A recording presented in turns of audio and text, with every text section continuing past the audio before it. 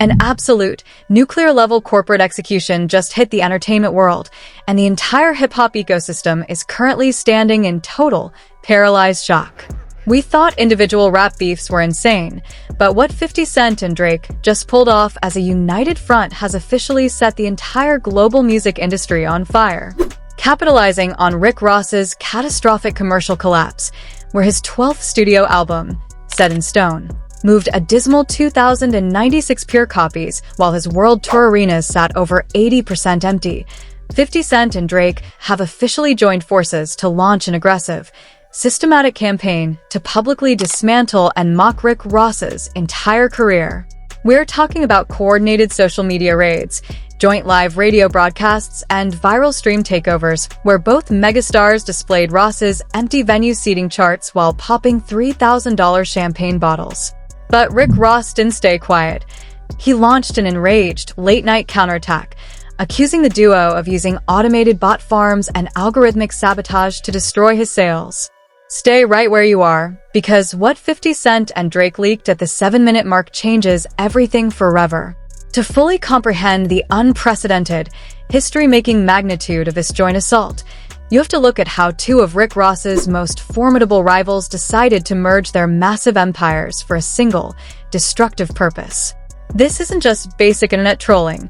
This is the strategic union of 50 Cent's ruthless, street auditing warfare and Drake's dominant, global streaming power. For nearly 2 decades, Curtis, 50 Cent, Jackson, and William Leonard Roberts II, the man globally known as Rick Ross, have been locked in hip-hop's most personal, venomous feud. Ever since 50 exposed Ross's past employment as a correctional officer in 2008, 50 has made it his life's mission to dismantle Ross's biggest boss persona. 50 built a media empire through GUnit film and television and used every opportunity to mock Ross's business deals, car shows, and personal life. Meanwhile, Drake and Rick Ross shared a completely different history. For over 10 years, Drake and Ross were an iconic, hit-making duo, creating chart-topping anthems like Aston Martin Music, Lord Knows, and Money in the Grave. They called each other brothers and flexed wealth together. However, that fragile alliance completely shattered during the 2024 rap wars when Ross turned on Drake, dropping the diss track, Champagne Moments, and endlessly trolling Drake online with the BBL Drizzy nickname. Drake, known for his long-term memory, quietly waited for the exact moment when Ross's commercial shield would break. That moment arrived when official sales data dropped for Rick Ross's 12th studio album, Set in Stone, alongside his world tour. The project suffered a horrific commercial collapse, tracking at an appalling 2,096 pure sales in its first week. To make matters worse, venue seating maps for Ross's global tour showed 10,000-seat arenas sitting almost completely empty, forcing promoters to offer desperate ticket discounts just to avoid performing in front of empty chairs. 50 Cent was the first to pounce, ruthlessly roasting Ross's low sales online. But instead of letting Drake fight his own separate battles, 50 Cent reached out behind closed doors. The two megastars realized that combining 50's media trolling engine with Drake's 140 million digital followers would create an unstoppable force. The alliance was forged. 50 Cent and Drake didn't just want to laugh at Ross's numbers. They set out to systematically ensure that the biggest boss myth was permanently erased from pop culture memory. The joint campaign officially detonated at 1:15 a.m. Eastern Standard Time. It didn't start with subtle posts. It launched via a synchronized, dual-stream broadcast that paralyzed social media algorithms across the globe. Drake went live from his luxury mansion in Toronto, while 50 Cent tuned in live from his executive office in New York. Over 800,000 concurrent viewers flooded the stream within seconds as both icons appeared on a split-screen layout, holding matching glasses of luxury champagne.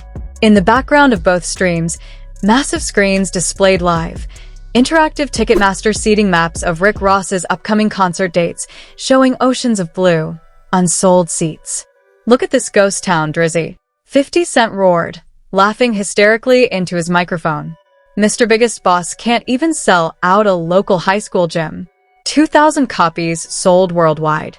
I sell more t-shirts in my sleep." Drake leaned into the camera, taking a sip from his glass with a cold, victorious smile. I told him, Fifth, you can't call me BBL Drizzy for 6 months and then expect the world to buy 2,000 CDs. The curtain came down, and everybody saw the arenas were empty. RIP to the Maybach myth. The live comment section went into absolute, uncontrollable chaos. Millions of fire and laughing emojis flooded the screen as the clip was ripped and uploaded to X, TikTok, and Instagram, racking up over 45 million views in under 30 minutes. To make the humiliation complete, 50 Cent and Drake dropped a joint social media post featuring a photoshopped image of Rick Ross standing on an empty stage surrounded by crickets, captioned with brutal precision. Joint campaign active. 2,000 sales isn't a release, Ricky. That's a private family order. Grinning squinting face, the Maybach empire is officially closed for business. The optics were completely fatal. For 15 years, Ross had shielded himself behind an illusion of infinite wealth. But 50 Cent and Drake had joined hands to turn his real-world commercial failure into a global comedy spectacle. Inside Rick Ross's private compound at the Promised Land in Georgia, total, unadulterated pandemonium broke out. Leaked reports from staff members indicated that Ross was watching the joint broadcast on his home theater screen.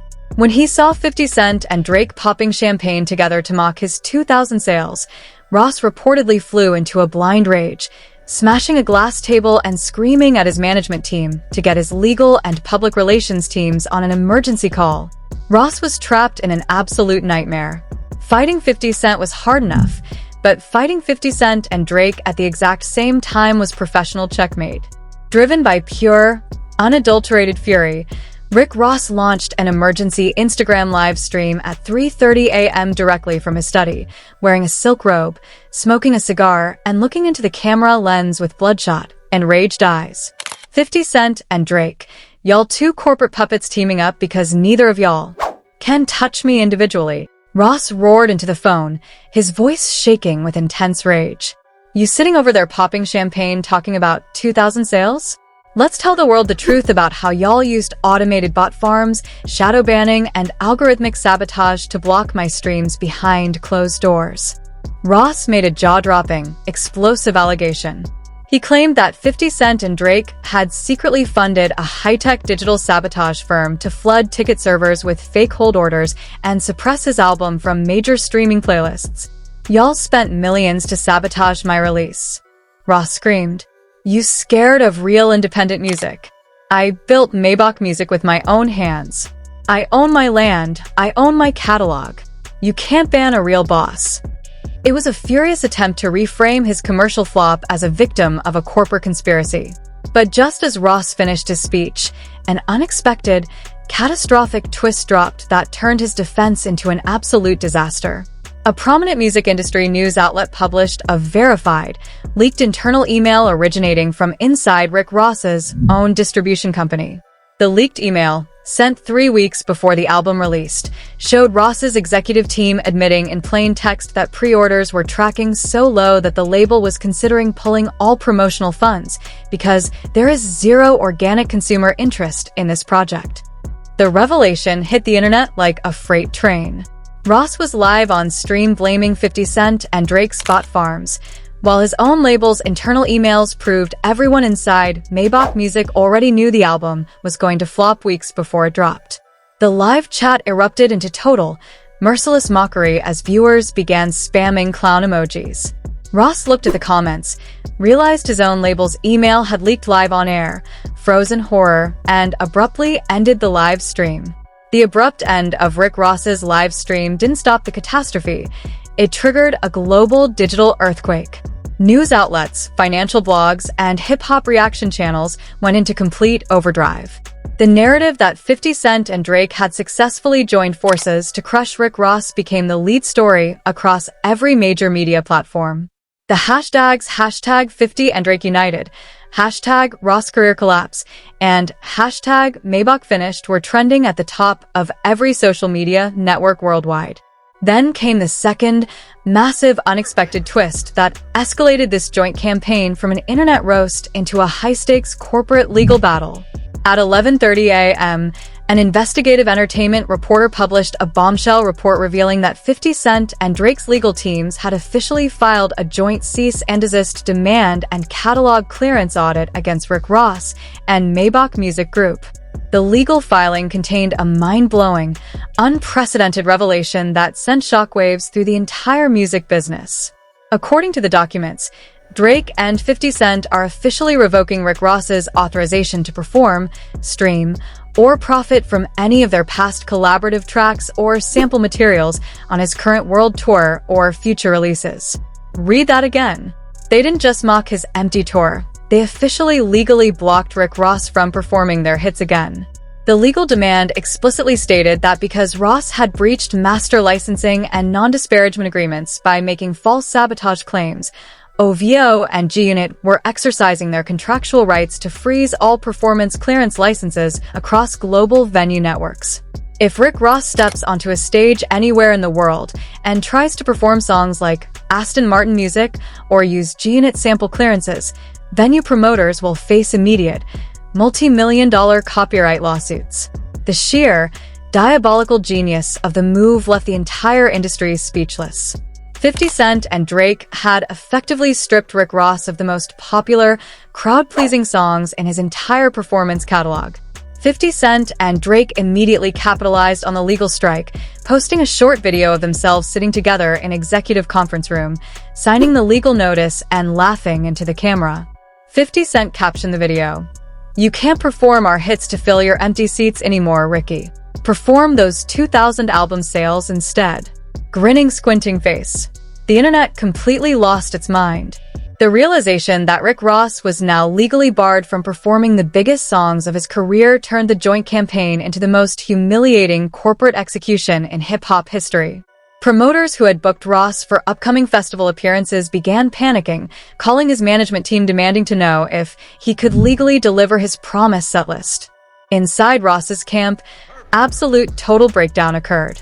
Sources inside Maybach Music revealed that two major festival organizers in Europe immediately placed Ross's upcoming headlining slots on administrative hold, citing the legal risk of venue copyright lawsuits from 50 Cent and Drake's legal teams. Ross was facing complete professional checkmate. His album had flopped, his tour was empty, his own label had admitted there was no demand, and now 50 Cent and Drake had legally stripped him of his biggest records. Driven to the absolute edge of desperation, Rick Ross's legal team launched a frantic counteroffensive, issuing a public statement claiming that the joint cease and desist was an illegal, bad faith attempt to restrain trade and destroy an independent artist's tour, announcing an emergency federal injunction filing. But just as the public was waiting to see if a judge would step in, 50 Cent and Drake's legal teams dropped a single, terrifying response. "We welcome the court hearing, because formal discovery will require Rick Ross to present his complete, unedited tour ticket receipts, streaming accounting, and corporate debt disclosures under federal court oath." The threat was lethal. If Ross pursued the injunction, he would be legally forced to lay bare his exact, embarrassing financial data in public federal court records. The entire global entertainment landscape erupted into absolute, unprecedented madness as the joint campaign reached a fever pitch. The culture was fiercely divided, creating one of the most aggressive online debates in music history. On one side, supporters of 50 Cent and Drake declared a total, decisive victory. Fans flooded comment sections across every platform, hailing the duo as a cold-blooded strategic alliance that delivered the ultimate payback for Ross's past actions. 50 Cent and Drake joining forces is like Thanos getting the final.